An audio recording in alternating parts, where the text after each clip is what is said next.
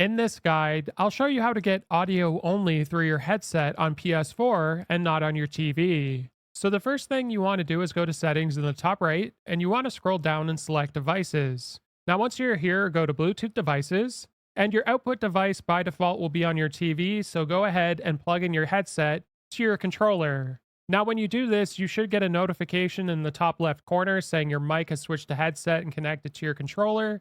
And what you want to do under your output device is change it to headset connected to controller. Now, if you didn't have these options pop up, that likely means that your headset has a problem or your actual controller. So I'd try swapping those out. Now, once you've done that, you want to ensure your volume controls turned up on your headphones and turn up the volume dial as well if you have it on your headphones. Then what you want to do for output to headphones, ensure it's not on chat audio. You want all audio. Then I recommend you turn on switch output device automatically so it's easier in the future. Now, if you go back to the home screen, if you press and hold the PlayStation button on your controller, this will also bring you to the area where you can select sound and devices and access some of these features here as well. If this guide was helpful, like and subscribe, and we'll see you in the next one.